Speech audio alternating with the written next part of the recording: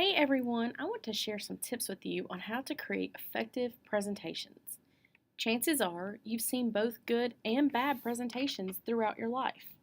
You might even know what a good presentation looks like, but can't seem to create one yourself. In today's video, I want to cover a few tips that will help you create good, effective, meaningful presentations. Let's begin.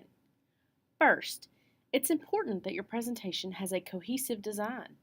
Making sure your visuals not only match the topic and what you're presenting about, but also making the images, videos, etc. aesthetically pleasing will help your audience follow your presentation more easily. When adding info to your slides, make sure you have just enough information. The phrase "you can't see the forest for the trees" is applicable here because if you're so focused on the details, you lose sight of the big picture. This is also true when creating a presentation. Make sure that your audience doesn't lose focus of the bigger picture. Another way to think about it is Goldilocks. She was concerned with finding a just right amount of everything.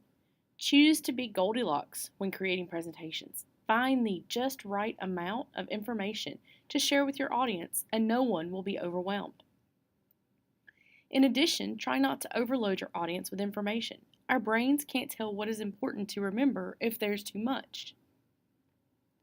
Once a learner is lost, it's difficult to get their attention back.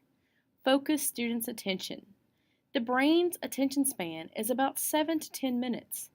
That is to say that the brain will lose focus unless its attention is recaptured every 7 to 10 minutes. Unfortunately, a typical presentation is longer than 7 to 10 minutes.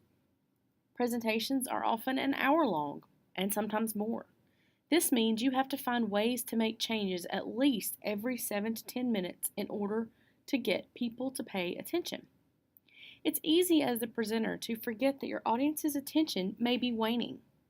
This can mean a change from a slide by using images, to incorporating a video or an activity, telling a story, asking for input, or a think, pair, share activity. Just mix it up. There should only be one idea per slide. This is all our brain can handle. Why add all the text, bullet points, etc., all that extra noise when our brain can only focus on one thing? Just as your presentation is typically covering one big idea, make sure each of your slides are only about one thing. Too much clutter distracts people.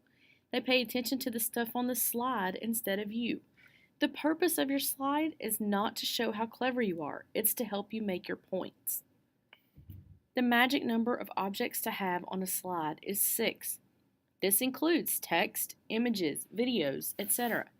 Remember that it still needs to only be one idea per slide, but 6 objects would be the maximum number of items to place on that slide.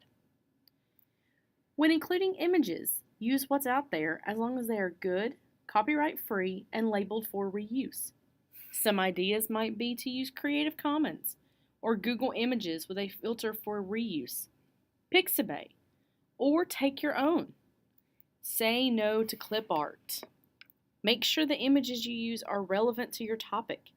The image can spark something when matching it with the idea, or it can represent the idea itself. Make sure you start with the content before you start with the visuals. Typically, you wouldn't pick an image and then figure out what you want to say, so make sure to start with your content. So these are just a few tips to get you started on the right path to creating effective presentations.